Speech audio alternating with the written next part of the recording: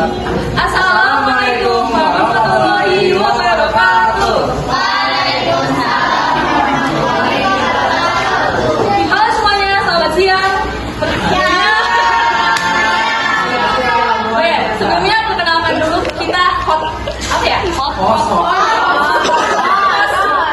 sangat hits ya guys ya. Jadi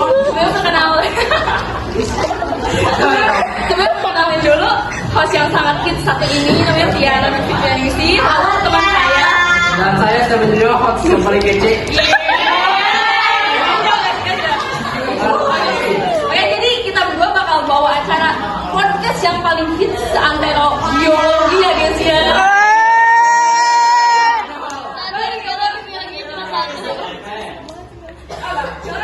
Oh, kita juga ada kedatangan narasumber yang terbaik. Dari sekolah ternama. Yap.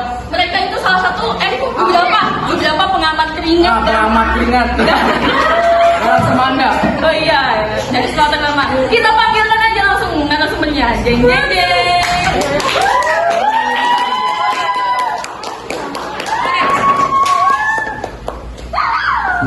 Kasih tepuk tangannya dulu dong. Oke, silakan dulu. Maaf ya nggak ada. Jalan dulu dong.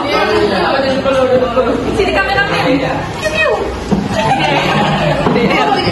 Oke, jadi guys, sebelum memulai acaranya kita kenalin dulu ya narasumbernya ya. Narasumber kita nih adik-adik. Ini dari sebelah kiri, ini siapa namanya? Perkenalkan, nama saya Rahmawati. Saya sebagai pengamat keringat di sini. Perkenalkan, nama saya Meika Rabela Putri sebagai pengamat keringat kedua. Perkenalkan, nama saya Sofia Rosdanela sebagai pengamat keringat nomor 3. Perkenalkan, nama saya Kinarian Fadji sebagai pengamat keringat nomor 4. Jadi,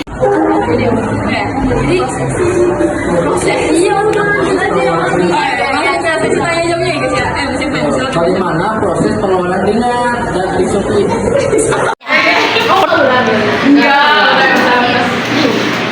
Oke, jadi prosesnya itu yang pertama ada panas atau aktivitas fisik.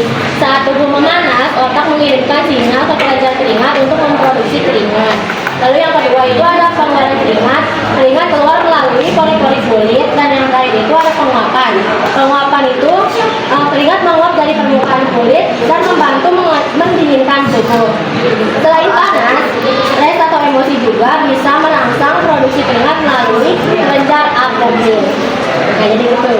oh, jadi gitu ya guys ya. Cukup panjang juga ya. Kita lanjut ya. Tanya dulu ya.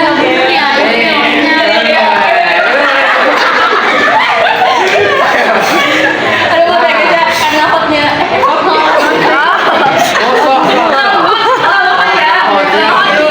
Jadi kita ini lah gitu ya. Iya, itulah ya yang penting. Ayo, kita lanjut ke pertanyaan kedua. Oke, pertanyaan kedua, apa hubungan kulit dengan proses pengeluaran keringat tuh? Silahkan bisa dijawab oleh yang namanya. Jadi hubungan kulit dan proses keringat itu karena kulit adalah organ ekspresi yang mengeluarkan keringat. Jadi di sini kulit itu mengeluarkan keringat melalui kelenjar keringat, dan kelenjar keringat itu terletak di dermis, dan dermis merupakan struktur dalam kulit. Terus ketika suhu tubuh meningkat, keringat itu akan keluar dari pori-pori, dan kelenjar keringat itu yang memproduksi keringat tersebut. Jadi itu hubungannya kulit dengan keringat, karena kulit tersebut merupakan organ ekspresi yang mengeluarkan keringat. Yo. Untuk pertanyaan nomor 3. Nah, untuk pertanyaan nomor 3, apabila keringat keluar, apakah racun yang ada di dalam tubuh juga ikut keluar? Nah, jadi keringat itu tidak mengeluarkan racun secara signifikan dari tubuh, karena fungsi utama keringat itu kan untuk mengatur suhu tubuh, bukan mengeluarkan racun.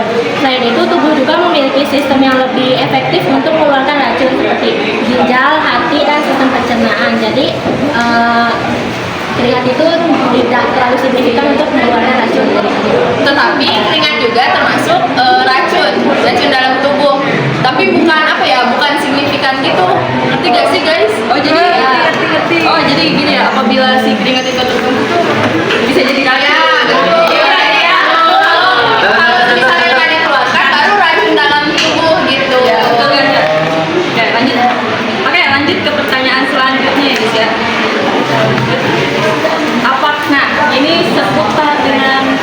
Ya gitu lah. Apa nih? Cadangan keringat. Tentunya enggak sih ya. Jadi apakah keringat itu dapat membakar kalori? Ya bisa nggak sih? Itu fakta. Untuk di situ keringat itu nggak membakar kalori. Keringat itu adalah respon tubuh terhadap peningkatan suhu kita. Keringat ini dihasilkan selama aktivitas fisik. Jadi misalnya dia saat berolahraga gitu ya, di mana aktivitas ini lah yang membakar kalori tersebut. Jadi keringat ini bukan indikator langsung membakar kalori, melainkan aktivitas tersebut yang membakar kalori. Baik. Jadi aktivitasnya ya? Iya, dari aktivitas.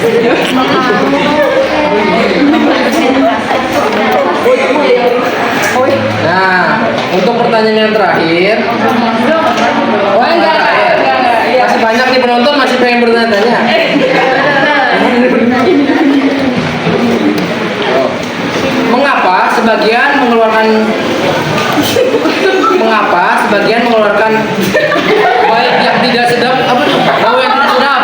Kenapa keringat yang tidak sedap? Pak, maksud Mas Evan itu jadi mengapa sebagian orang dapat mengeluarkan gitu keringat yang baunya tidak sedap ya teman-teman? Ya betul.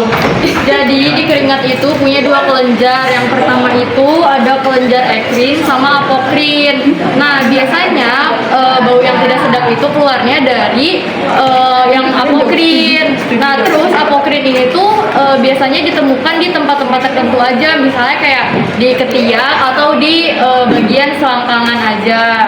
Nah terus kenapa mau menghasilkan bau yang tidak sedap gitu ya?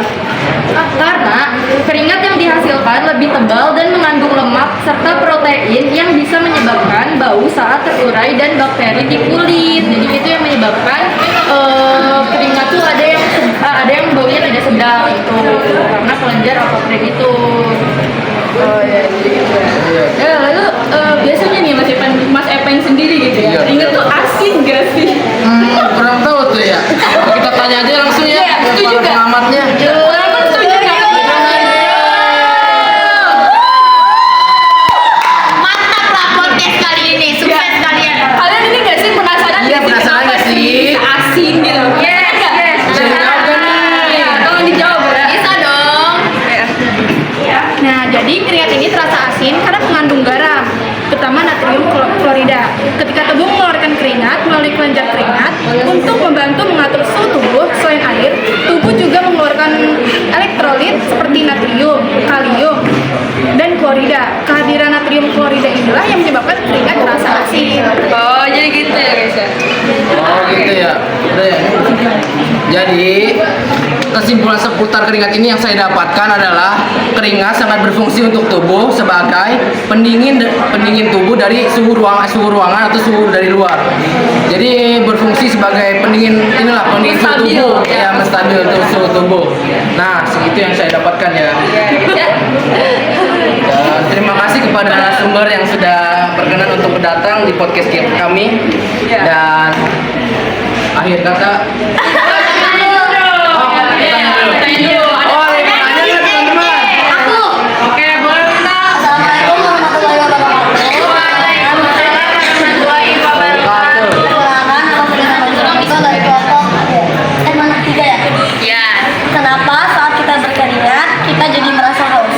Oke. Bisa dijawab? Jadi kayak misalnya nih contohnya kita lagi olahraga, terus kan otomatis kita haus kan.